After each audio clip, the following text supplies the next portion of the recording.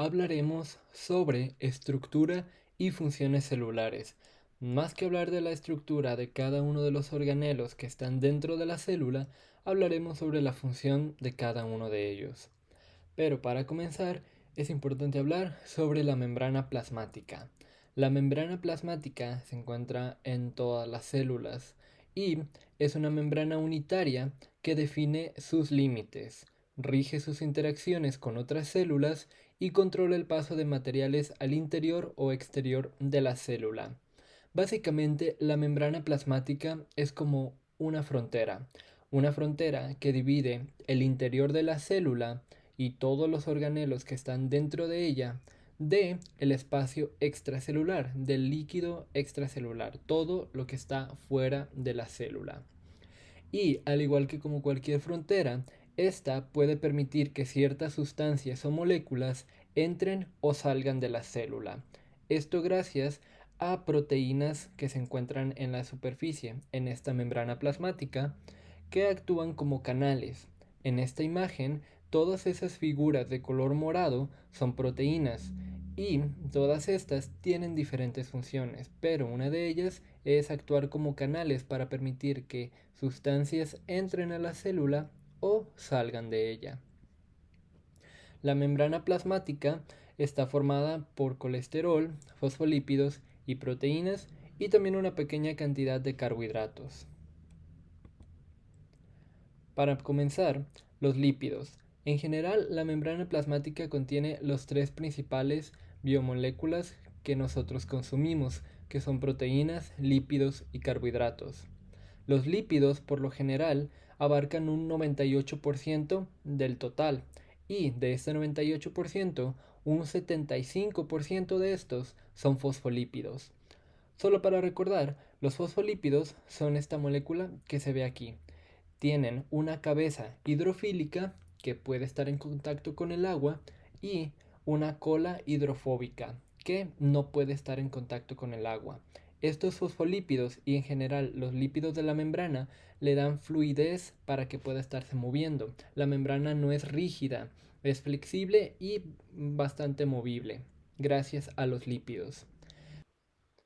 En esta segunda imagen vemos cómo es que están acomodados los fosfolípidos en la membrana plasmática, siendo que las cabezas que pueden estar en contacto con el agua, que son hidrofílicas, están dispuestas hacia las partes externas y las colas hidrofóbicas, que no pueden estar en contacto con los líquidos, están en su interior, formando algo que se conoce como una bicapa de fosfolípidos, que es la principal estructura de toda la membrana. Además de esto, la membrana contiene colesterol, que forma un 20% de los lípidos de la membrana y que se encuentra cerca de la superficie para mantener a los fosfolípidos fijos. Ahora, pasando con las proteínas, estas constituyen el 20%, más sin embargo, cubren un 50% del total del peso de la membrana y realizan diversas funciones.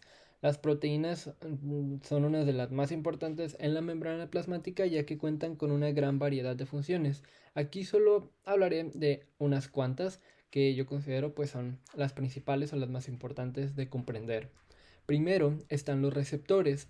Los receptores actúan de tal manera que algún mensajero químico, como una hormona o alguna otra sustancia o molécula, puede llegar a la membrana plasmática y estas proteínas que son receptores van a recibir a esta molécula, a esta hormona, para señalizar que hay que realizar algún cambio o que hay que hacer alguna función en específico. Por otro lado, actúan también como sistemas de segundo mensajero. Esto está muy relacionado a sistema endocrino y hormonas, pero te lo diré de manera muy superficial. Al haber alguna hormona o alguna molécula que se une al receptor, que está por aquí en la superficie de la membrana, activa otros mecanismos dentro de la célula. Estos mecanismos van a activar un segundo mensajero, como si hubiera una segunda hormona o alguna segunda molécula, pero ya en el interior, que va a viajar a algún otro de los organelos o estructuras de la célula para realizar una función. Y en este caso, nuestro primer mensajero es la molécula que llega al receptor en la superficie y el segundo mensajero será alguna otra sustancia que ya está en el interior y que será enviada a alguna otra estructura, pero dentro de la misma célula. En esta imagen que obtuve del libro de Saladin Kennedy de Anatomía y Fisiología, se describen algunas de las principales funciones de las proteínas en la membrana.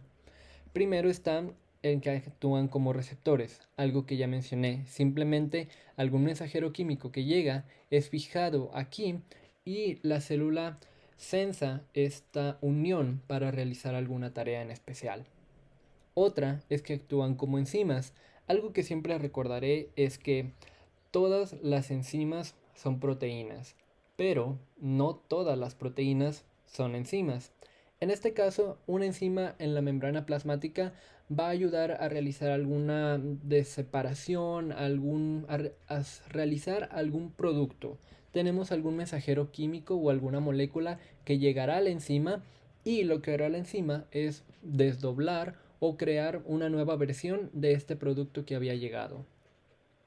Pasando a los siguientes, también las membranas, como ya lo había mencionado anteriormente, actúan como canales que permiten que sustancias entren o salgan de la célula. Tenemos conductos iónicos y conductos de compuerta.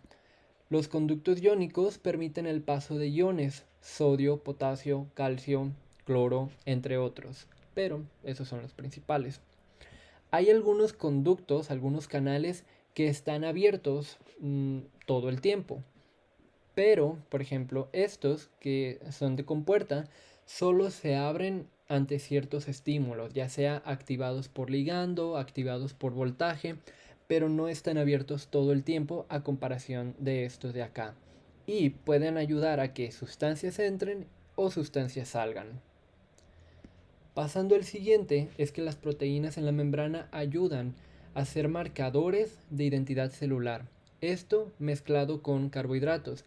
Esto que tenemos aquí de color naranja sería la proteína como tal. Y esta pequeña línea de color verde sería un carbohidrato. Que al juntar una proteína con un carbohidrato forman glucoproteínas. Estas glucoproteínas ayudan a decirle al cuerpo qué células son propias de él y cuáles son células extrañas. Esto está muy relacionado con los eritrocitos, ya que en los glóbulos rojos se encuentran los grupos sanguíneos, que va muy relacionado con estas glucoproteínas. Y finalmente es que las proteínas pueden actuar como moléculas de adherencia celular. Las células no están completamente pegadas una con otra, sino que están adheridas de cierta manera. Hay algo que se llama uniones gap, uniones interherméticas. Hay diferentes tipos de uniones celulares, pero te pongo de ejemplo las uniones gap. Las uniones gap, esta es una membrana de una célula y este que se ve acá, muy pequeña que casi no se ve, hablamos de otra célula. Entonces hay proteínas que actúan de adherencia, es decir, que no quiere decir que las peguen una célula con otra, pero que las mantienen un poco juntas, un poco adheridas. Y finalmente pasamos a los carbohidratos. En general, los carbohidratos abarcan un porcentaje muy pequeño en la membrana y generalmente los vamos a encontrar combinados con proteínas y lípidos. Aquí, los carbohidratos ayudan a formar el glucocáliz, que ayuda a la adherencia celular, la protección, la inmunidad y la fertilización. El glucocáliz es una capa extra que se encuentra sobre la bicapa de fosfolípidos. Esta fue la imagen más gráfica que pude encontrar, pero todas estas moléculas que se ven aquí, todas estas pequeñas imágenes que están aquí sobre la bicapa, es el glucocáliz, que básicamente es una capa sobre la bicapa de fosfolípidos y que ayuda a tener mayor adherencia y protección. Y, como se mencionó anteriormente, al estar combinado con proteínas, ayudan a darle cierta identidad celular a cada una de las células en nuestro cuerpo. Ahora bien, pasamos con algunos otros componentes en la célula. El citoplasma es el medio semisólido que mantiene a los organelos flotando y a los nutrientes disueltos dentro del entorno intracelular. Intracelular se refiere dentro de la célula. El citoplasma, un ejemplo muy vago, muy sencillo, es una gelatina con frutas o nueces o lo que sea que tenga una gelatina dentro. La gelatina sería el citosol, esa sustancia gelatinosa, valga la redundancia, esa sustancia gelatinosa, y toda esa fruta o lo que sea que tenga una gelatina dentro son los organelos, son los nutrientes y son el núcleo, sostenidos ahí gracias a la gelatina, gracias al citoplasma en este caso.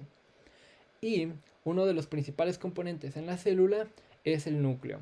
Es la estructura más grande dentro de la célula.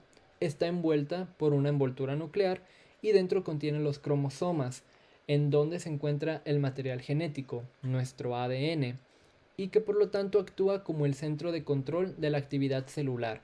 El núcleo es básicamente el que le dice a la célula qué tiene que hacer, cuándo lo tiene que hacer y cómo lo tiene que hacer. Bien, ahora pasamos al retículo endoplasmático. Este es una estructura formada a partir de algo que se llama cisterna o también que se conocen como túbulos. Cerca del retículo, que es toda esta megaestructura, está el núcleo. Si se fijan, aquí en este hueco, en donde no hay nada, aquí es donde va el núcleo, que no quiere decir que esté completamente pegado, pero pues está de cierta manera adherido y está cerca del retículo endoplasmático. A grandes rasgos, el retículo se clasifica en dos: el retículo endoplasmático rugoso y el liso. El primero que se encuentra cerca del núcleo es el rugoso.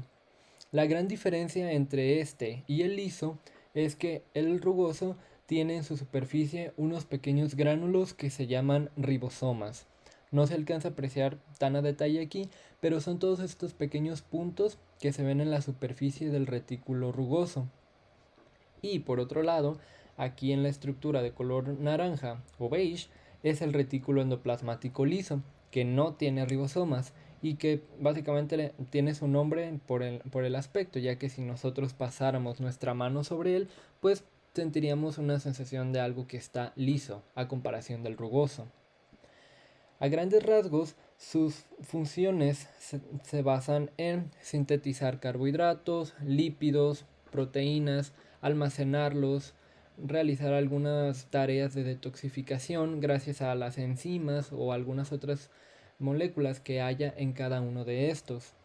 Y hablando específicamente del rugoso, gracias a los ribosomas es que se sintetizan las proteínas. Hablando de ello, los ribosomas son pequeños gránulos formados de proteínas y ácido ribonucleico que se encuentran tanto en el nucleolo como en el citosol o citoplasma y sobre la superficie externa del retículo rugoso, que es lo que acabamos de mencionar hace un momento. Su función es leer la información genética transcrita en el núcleo para traducirla y formar proteínas. Básicamente lo que hacen los ribosomas es leer una copia de ADN que se produce en el núcleo y a partir de esa copia se lee para formar las proteínas que la célula necesite. Pasando al siguiente es el aparato o complejo de Golgi. Este también es un conjunto, es un pequeño sistema de cisternas que se encarga de sintetizar carbohidratos y darle los toques finales a la síntesis de proteínas y glucoproteínas. Yo básicamente veo al aparato de Golgi como un sistema de paquetería. Este aparato lo que hace es terminar de darle los toques finales a las proteínas y a los carbohidratos para después en forma de vesículas enviar estas moléculas fuera de la célula. ¿A dónde? Pues a donde tenga que ir. Ejemplo de la paquetería, tú llevas algo que quieres enviar y ellos lo acomodan, le dan los toques finales y entonces lo envían en una caja, que en este caso son las vesículas, estas pequeñas esferas que se ven aquí. Y envían tu producto, envían las proteínas, los carbohidratos a otro lugar que el cuerpo requiera. Ahora pasamos a las mitocondrias, que son organelos especializados en la síntesis de ATP. Pueden ser de diversas formas, pero generalmente las imágenes están más que nada como un pequeño frijol o un pequeño riñón. Estos, al igual que el núcleo, están rodeadas por una doble membrana unitaria y, como lo acabo de mencionar, la principal función que realiza este organelo es producir energía a través del ATP, a través del ácido ribonucleico, que es la moneda energética del cuerpo y que para ello pasa por todo un proceso del metabolismo de la glucosa y varios otros procesos metabólicos como el ciclo de Krebs, la cadena transportadora de electrones, entre otros. Pero además de sintetizar energía, entre otras de sus funciones también se encuentran que ayudan a regular el calcio y también ayudan con la señalización celular. Y finalmente pasamos a los lisosomas y peroxisomas. Primero con los lisosomas, son un conjunto de enzimas unidas por una membrana. Estas enzimas ayudan a hidrolizar proteínas, ácidos nucleicos, carbohidratos y fosfolípidos y son producidos por el aparato de Golgi. Estas lisosomas generalmente pues son las que ayudan a darle los toques finales a las proteínas o a lo que sea que el aparato vaya a enviar fuera de la célula. Y por otro lado están los peroxisomas, que tienen un aspecto bastante similar, pero no son lo mismo. Contienen diferentes enzimas y estos son producidos por el retículo endoplasmático, no por el aparato de Golgi. Los peroxisomas ayudan a neutralizar radicales libres y eliminar la toxicidad del alcohol, de otros fármacos y de varias toxinas que se encuentran en la sangre.